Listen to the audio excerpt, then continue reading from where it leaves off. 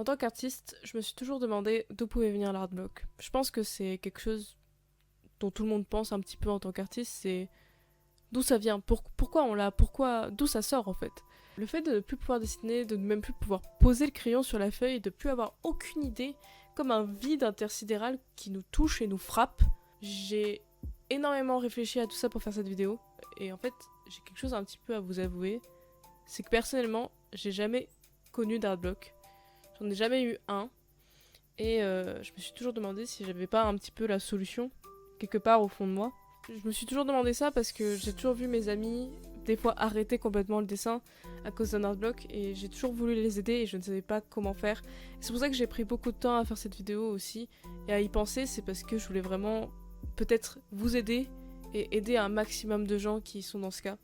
Et ce que j'ai fait, c'est que j'ai demandé des témoignages parmi mes abonnés pour mieux comprendre et surtout pour apprendre, vu que j'en ai jamais eu un personnellement, même si je sais exactement ce que c'est. Et après tout, même si ça m'est jamais arrivé personnellement, j'ai toujours eu cette peur que ça m'arrive. Je me suis toujours sentie mal à l'aise quand on parlait d'art block. Et en fait, je me suis dit, ouais, mais moi, si ça m'arrive un jour, j'aurais l'impression que c'est la fin en fait. J'aurais l'impression que c'est fini, je pourrais jamais devenir ce que je veux devenir.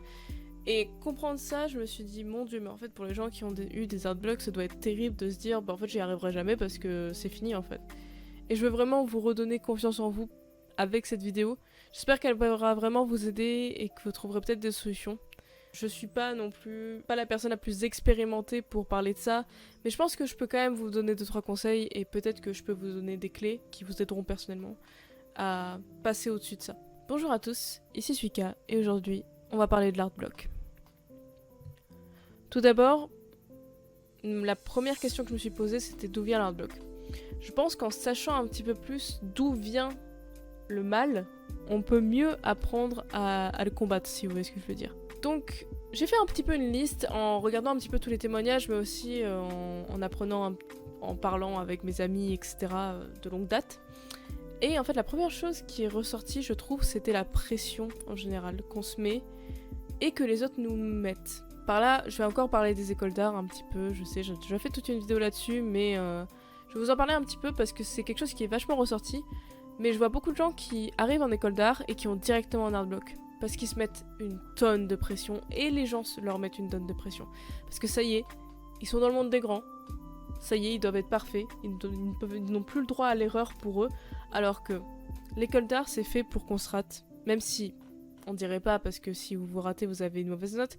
Mais en réalité, c'est un peu la partie crash test. Vous avez le droit de faire tout ce que vous voulez, vous pouvez faire tout ce que vous voulez, et vous n'êtes pas attaché à un paiement ou quoi que ce soit, à part des notes. Rien.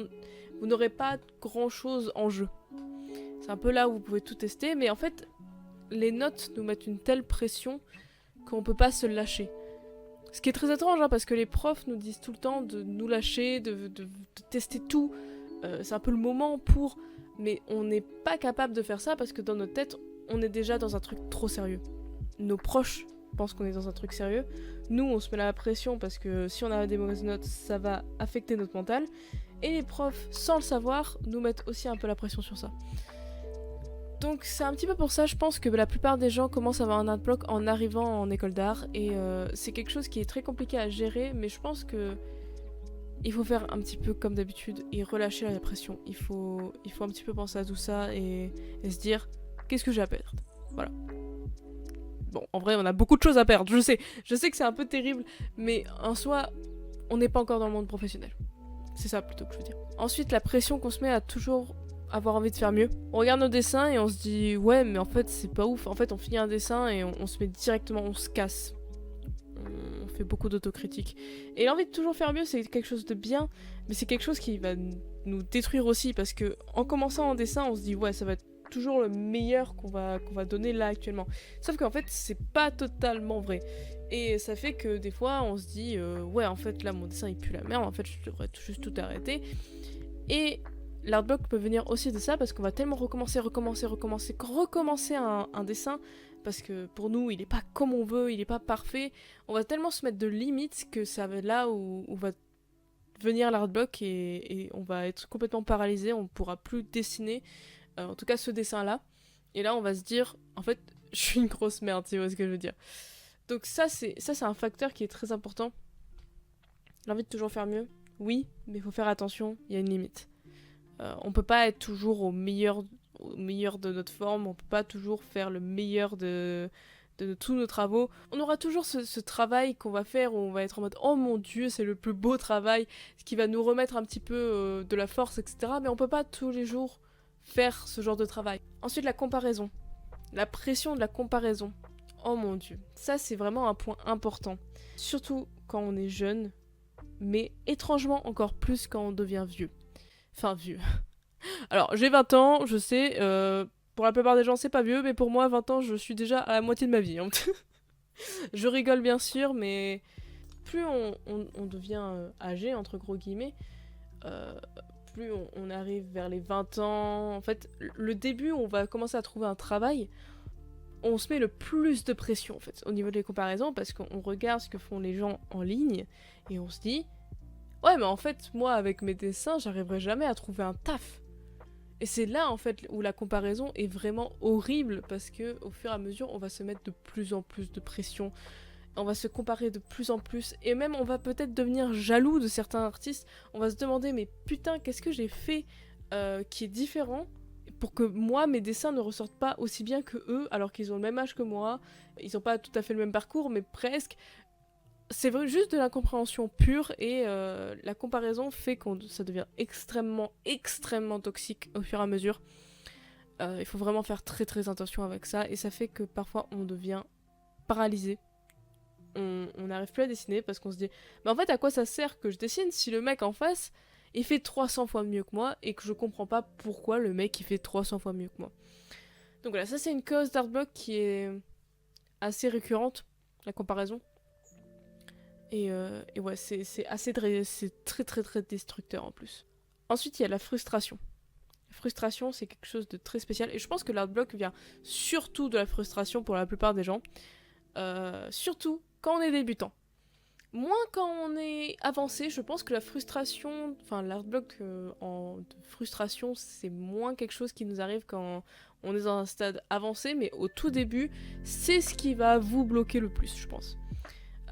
Donc là, c'est vraiment souvent lié à l'image qu'on a en tête, l'image qu'on se fait que le dessin va être, vs ce qu'on a fait sur le papier, qui est souvent soit ça n'a rien à voir, soit c'est pas du tout ce qu'on voulait, soit c'est moins beau parce que ce qu'on a en tête vs ce qu'on a sur le papier, ça n'a rien à voir.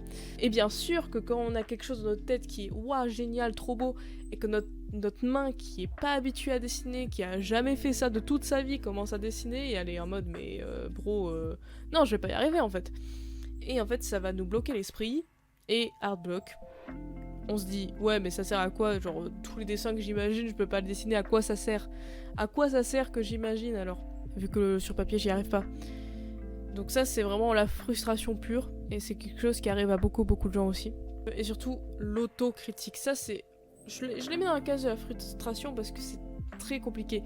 C'est quand à un moment, tout ce que vous faites vous paraît dégueulasse. Et en fait, vous dessinez et vous vous dites mais c'est moche. Enfin, vous critiquez les proportions, l'anatomie, tout. Vous commencez à tout critiquer. Comment vous faites les yeux, comment vous faites les cheveux. Et en fait, vous allez commencer à détester votre art et ce que vous faites. Et c'est là où, pareil, l'artblock touche. Et vous arrêtez de dessiner parce que vous dites mais en fait tout ce que je fais c'est de la merde, j'aime pas ce que je fais, j'aime pas ce que je dessine et c'est souvent un moment en fait qui est assez crucial, c'est ça le pire, c'est que ça veut dire que généralement votre œil arrive à comprendre ce qui se passe et ce qu'il y a de mal sur vos dessins. Et alors, c'est vraiment horrible comme moment parce que ça veut dire que vous avez step up de ouf, que vous vous êtes vraiment beaucoup amélioré si votre œil comprend ce qui se passe et comprend pourquoi vous avez fait des erreurs. Mais ça veut dire aussi, en fait c'est là où c'est assez cruel le dessin, c'est que il va falloir que votre main maintenant arrive à avoir assez d'expérience pour que votre œil ne soit plus gêné. Et ça c'est assez horrible mais il faut juste continuer à dessiner malheureusement. Mais il faut vraiment garder en tête que là si vous critiquez beaucoup, c'est que vous avez fait une grosse amélioration. Et que vous vous rendez pas encore compte parce que votre main ne suit pas. Et il faut juste que votre main arrive à suivre. Alors ça, par contre, je dois dire que même si j'ai jamais eu d'art block, c'est la chose le plus proche que j'ai eu d'un art block, c'est la peur. La peur, quand je dis la peur, c'est généralement la peur de l'échec. La peur en général de se décevoir ou de décevoir les autres. C'est un peu lié à la pression, mais c'est pas exactement pareil parce que la peur, je pense que c'est surtout lié à l'échec etc. C'est vraiment quelque chose de très particulier parce que ça fait que on a peur de dessiner et pas parce que c'est la pression ou la frustration. Là, c'est plutôt la peur de se décevoir et de décevoir quelqu'un ou quelque chose, un proche, n'importe qui. Et ça fait que vous arrêtez complètement de dessiner parce que vous êtes juste terrorisé que quelque chose se passe mal, que quelque chose aille mal. C'est un peu ce qui s'est passé quand j'étais en cours du coup, et où j'étais terrifiée de dessiner parce que à chaque fois que je dessinais, quelqu'un me disait quelque chose de mauvais sur mes dessins. Et ouais, c'est très très très très compliqué. Je voulais parler un peu de la zone de confort avec la peur. L'art block aussi, ça peut être... En fait, on a tous un peu un art block. Quand on sort de notre zone de confort, on remarque à quel point on fait des art blocks sur certaines choses. Par exemple, moi, c'est les décors. Je sais que j'ai un gros art block sur les décors. Et ça, en fait, c'est pas vraiment à cause de la pression ou quoi que ce soit, à cause de la frustration. C'est juste parce que je n'ai jamais fait de décor de ma vie, ou en fait, plutôt très peu. Et du coup, j'ai super peur de faire des décors parce que j'en ai jamais fait et du coup, ça va être moche. Mais comme je suis habituée à ce que mes dessins soient ok, et bien là, du coup, j'ai l'impression que de recommencer de zéro. Et ça qui fait peur, c'est de recommencer surtout de zéro. Et c'est quelque chose qu'il faut apprendre à accepter. Donc maintenant que j'ai un peu parlé de d'où ça pouvait venir, je vais un petit peu vous parler de comment sortir maintenant de l'art block. Et là, ça va être un peu long et compliqué parce que c'est très différent suivant les personnes. Comme je dis, comme il y a plusieurs éléments qui peuvent le déclencher, ça sera pas des solutions pour tout le monde. Il faut un petit peu tester la vôtre. Mais je pense que je peux quand même vous aider. En tout cas, je veux vraiment essayer de vous aider. C'est ça le truc. Tout d'abord, essayez de comprendre d'où vient le problème. Je pense qu'en comprenant et en apprenant d'où vient le problème, on arrive mieux à imaginer comment on pourrait sortir de là et trouver des solutions en fait. Parce que si on comprend ce qui va pas, on est mieux apte à s'aider en fait, à s'aider nous-mêmes.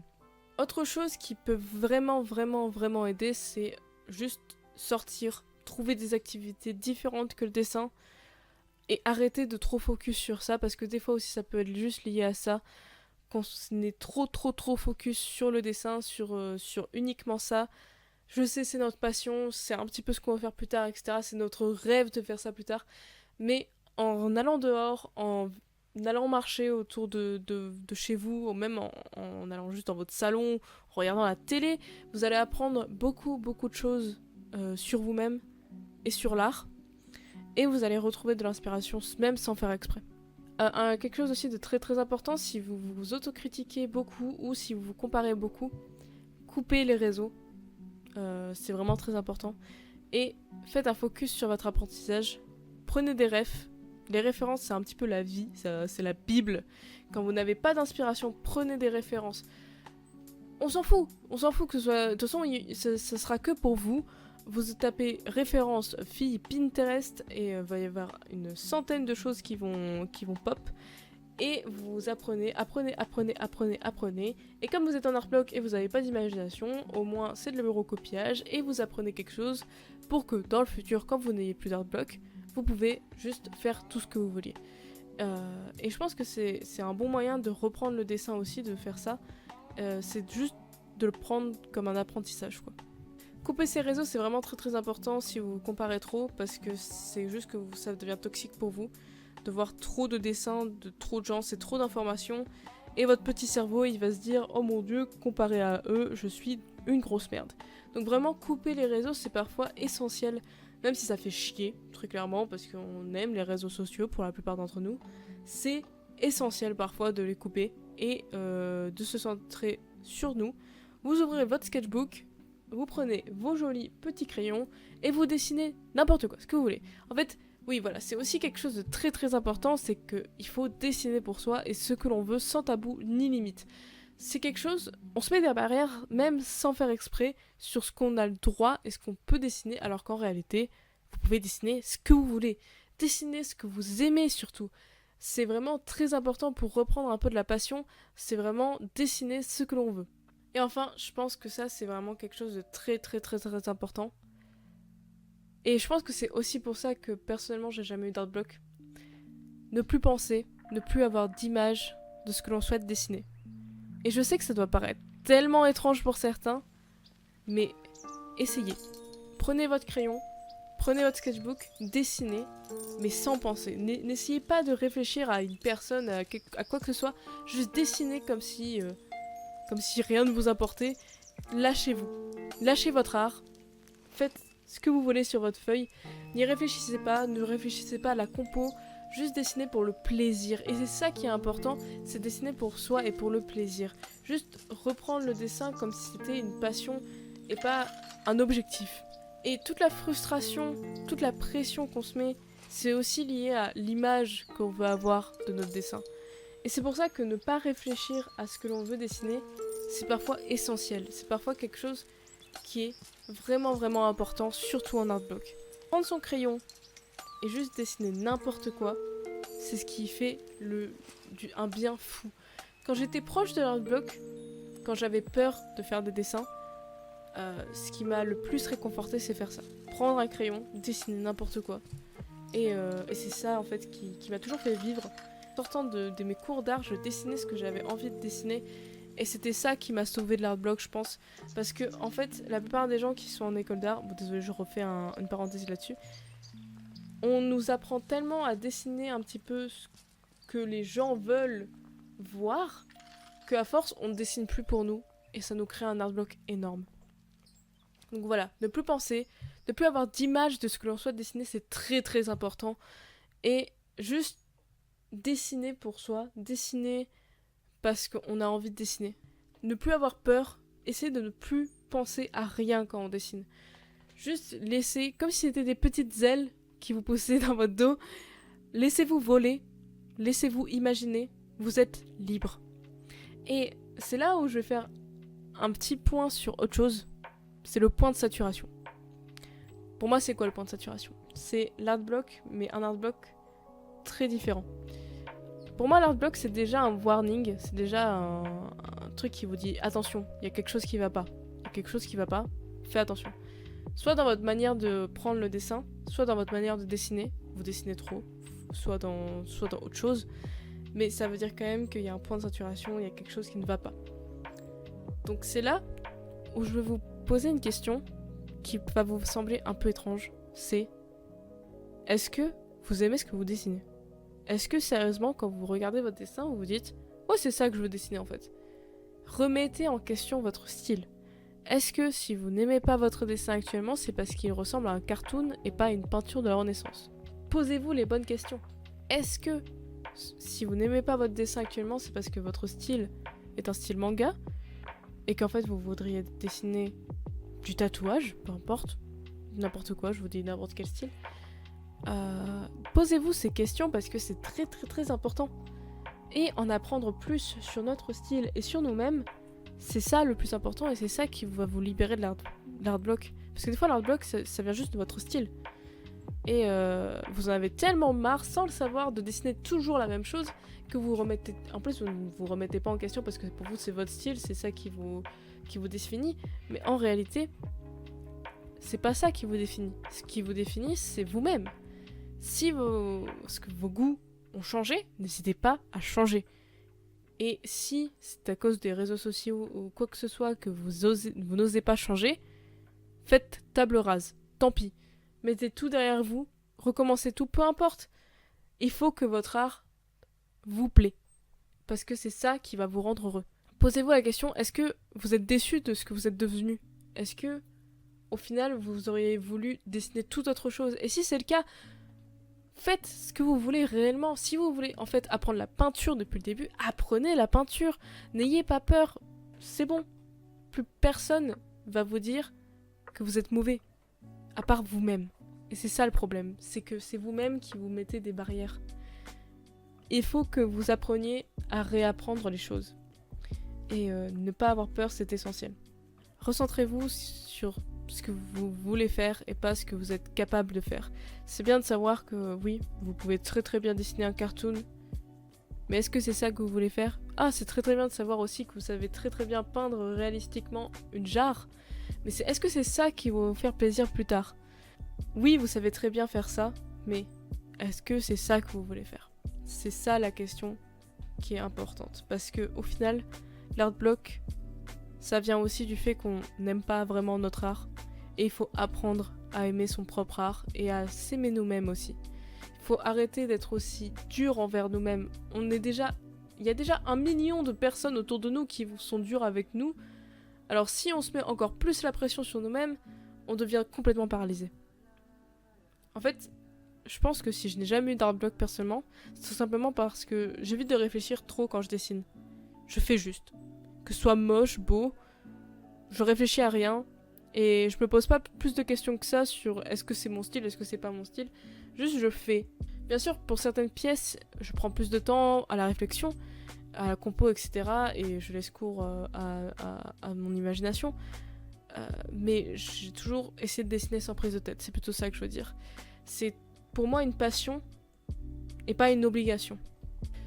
Notre peur de l'échec, la pression que l'on se met sur soi-même, c'est tout ça qui nous ralentit et c'est tout ça qui fait que l'art block se crée. On passe tous par des moments de doute en tant qu'artiste et on se remet énormément en question.